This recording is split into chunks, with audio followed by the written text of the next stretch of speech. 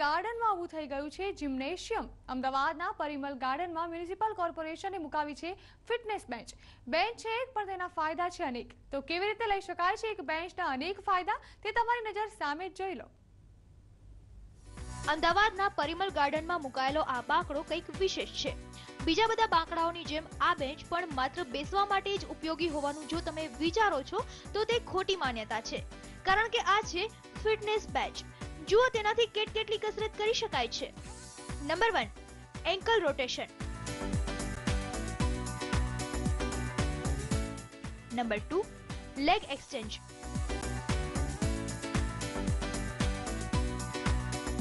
Number 3, knee rotation.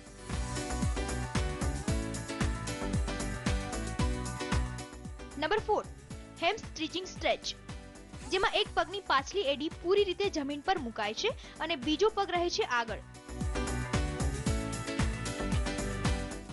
Number 5, leg cycling.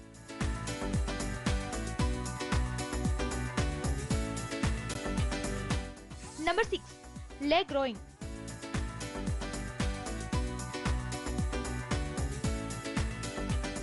Number 7, leg race. Number 8, નૌકાસન। Number 9, પુલ-અપ્સ।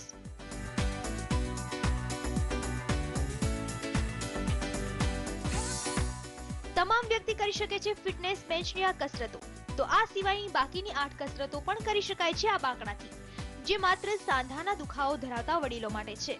આ તમામ કસરતો ફિટનેસ ઇન્સ્ટ્રક્ટરે કરીને પણ સમજાવી, જેને વડીલો તત્પરતાથી જોઈ રહ્યા।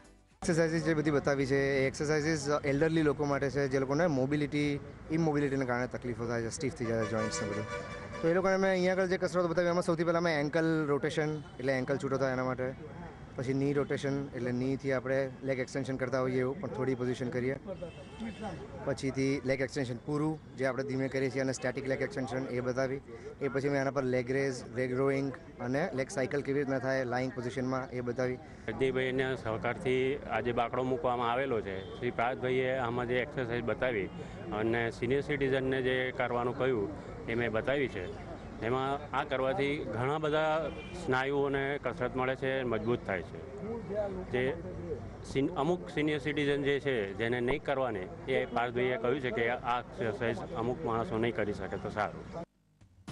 યોગી બનો, નિરોગી બનો, સૌને ઉપયોગી બનો, આ મંત્ર છે મ્યુનિસિપલ કોર્પોરેશનનો, જેમણે વડીલોને આપી છે આ ભેટ। પરિમલ ગાર્ડનમાં ઉદ્ઘાટન પામેલા આ બાંકડાને લોકોએ હર્ષભેર સ્વીકાર્યો અને શરૂઆત પણ કરી દીધી કસરતની।